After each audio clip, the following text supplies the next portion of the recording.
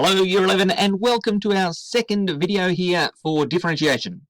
In our first video we calculated the derivative of a function by first principles, and apart from anything else we probably found that it was a fairly lengthy process. Okay, takes a bit of space, can take a while, particularly with higher powers. Now I did hint there might be a shortcut, and here it is. Okay, doesn't work for all functions. Mostly works for polynomials and other things that are a bit like polynomials. Now, if my function is in this form, x to the power of n, then the derivative of that function is nx to the n minus 1. We bring the power, or the exponent, out the front, and we reduce the power by 1. Like that, easy. Right. Much faster than first principles. Here's an example to show how it works. So, if my function is x to the power of 4, I bring the 4 out the front, I get 4x, and the power goes down by 1, so 4x to the power of 3. Right, that's the derivative of x to the power of 4. Here's another one. X squared is my function. So 2 comes out the front, I get 2x. The power goes down by 1, so I could say 2x to the power of 1, but we don't say x to the power of 1. Right, if it's the power of 1, we leave the exponent off, so just 2x will do us. There we go. So the derivative of x squared is 2x. Now, if my function is x, right, that's like a power of 1, as we mentioned before. So the 1 goes out the front, and I get 1x to the power of 0. Now, x to the power of 0 equals 1. So it's 1 times 1 just equals 1. Okay, and thinking back to what we know about functions and gradients and tangents and derivatives and all this stuff, remember the derivative is a gradient function. And if my function is x, right, think of the graph of y equals x, that's a straight line with a gradient of 1. Right, there we go, that's my gradient. It's a constant 1. Nice. Okay, so that's a bit of a shortcut. We'll use that over and over and over again. It makes life much easier when we're finding the derivative. Here's another little rule. If my function can be split up into the sum of some other functions, then the derivative of that function is the sum of the derivatives. Right? That sounds pretty complicated, might look a bit complicated. Here's an example to explain what I mean. So my function is x cubed plus x squared. I just need the derivative of x cubed and the derivative of x squared. Add those together. So the derivative of x cubed is 3x to the power of 2. Remember, we bring the power out front, reduce the power by 1. So 3x squared. Now, I do the derivative of the second part there. The derivative of x squared is 2x.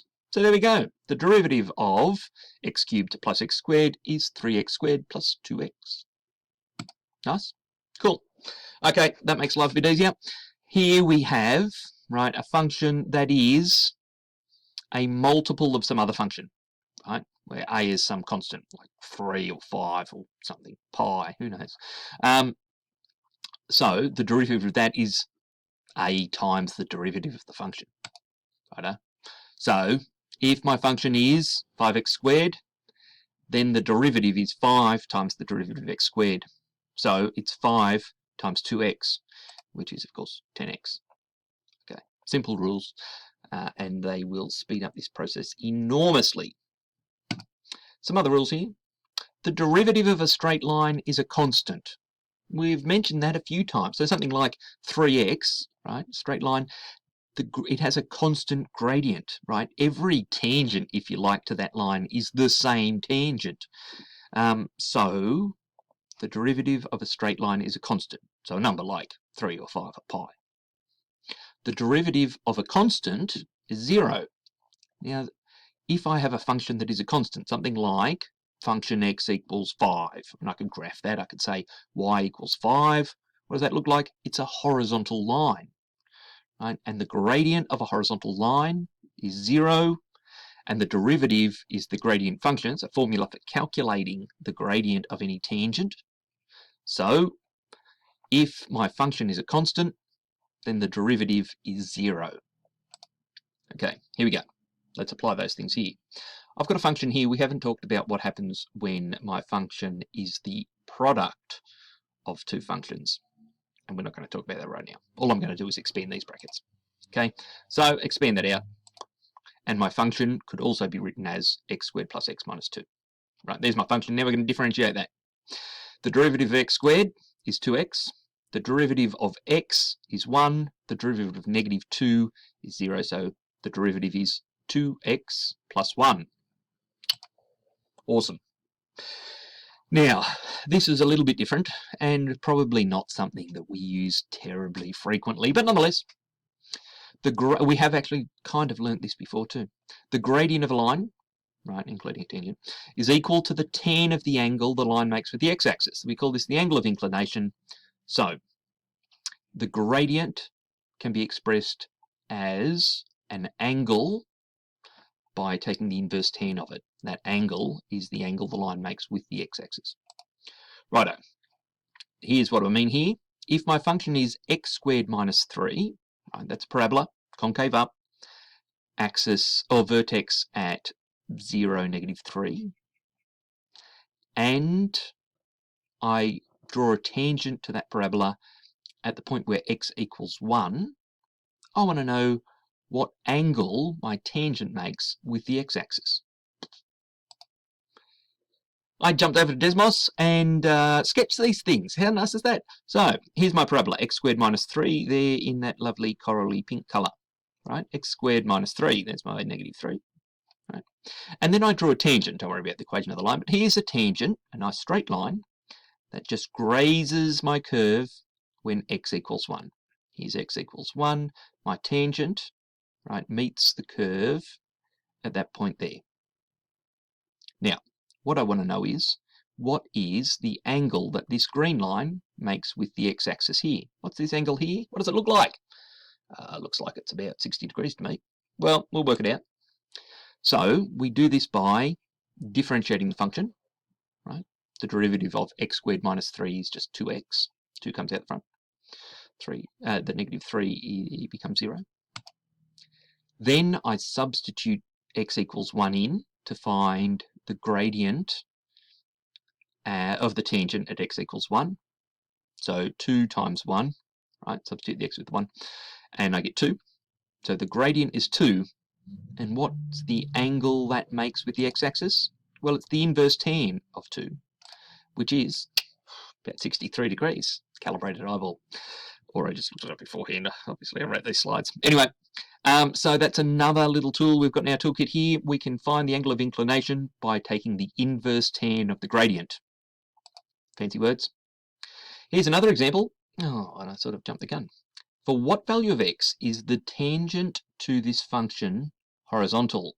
Now, this is something we're going to deal with quite a lot more, okay?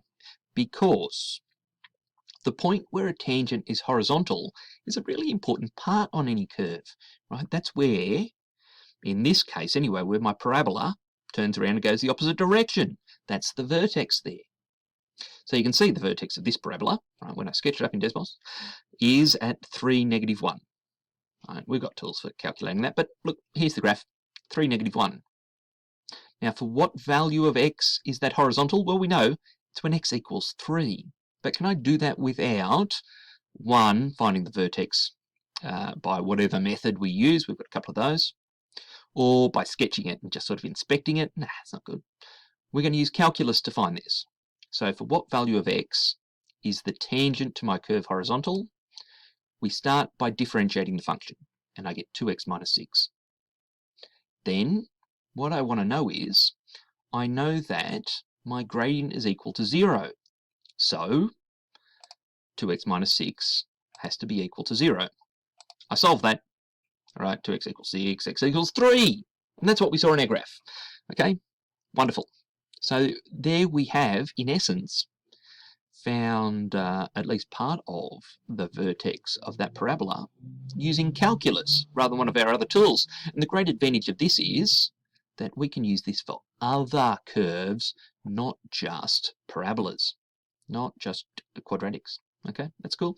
So we differentiated the function, we let the derivative equal 0, and we solve that, and that tells us where the tangent to the curve is horizontal. Righto, well, that's been great, I reckon. We have learnt some fabulous shortcuts for differentiating many functions. We multiply the power by the coefficient, if you like, and reduce the power by 1. Right, so the n multiplies by the a and decreases by 1. a n minus 1. That's cool. And just this little side thing here, I forgot to put that in there. Remember also that we learnt that the angle of inclination that a tangent makes with the x-axis is the inverse tan of the gradient. Okay, that's it. You know what to do. If you've got any questions, make sure you ask me. Next time we're going to talk about Leibniz notation and applications of tangents and normals. What does Stanwell know about normal? I hear you ask. That's mean. It hurts my feelings. We'll find out next video though. See you then.